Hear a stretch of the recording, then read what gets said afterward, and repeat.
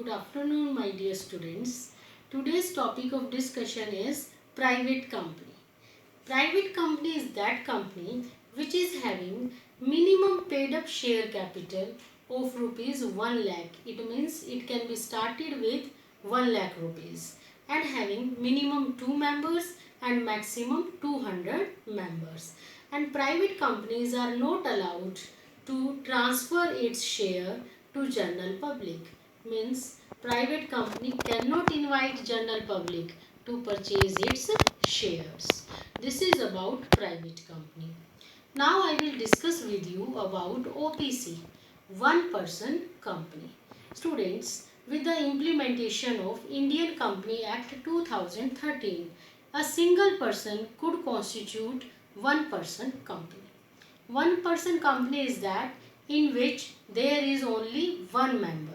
That one member is the only shareholder of that one person company. And one person company enjoys all the benefits, all the features of private company like separate legal entity, perpetual succession. All these features are enjoyed by one person company. Now I will discuss with you rest of the features of one person company.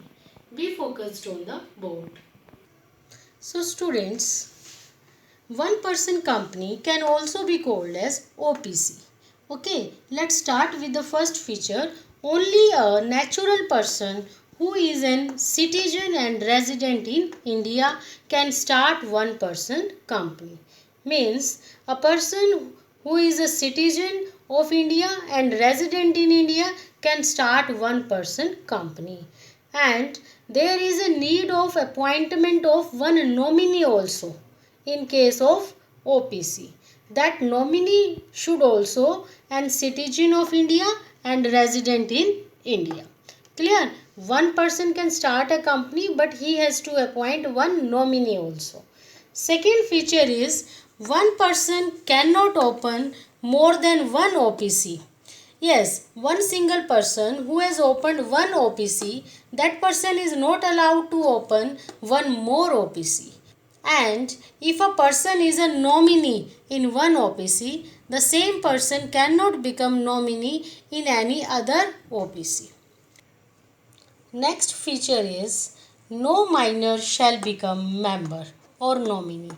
It means any minor means a person below the age of 18 cannot become a member of OPC, means cannot start OPC, and any minor cannot become nominee in OPC. Next feature is OPC cannot be converted in any other kind of company under Section 8 of the Company Act. Under Section 8 of the Company Act, one OPC cannot be converted in any other kind of company like private company or public company.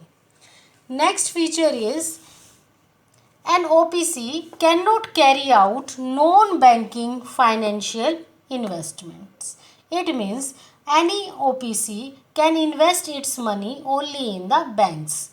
OPC cannot invest their money in non-banking financial institutions or in any company. Any OPC cannot invest its money in the companies or in non-banking financial institution. They can deposit their money only in the banks.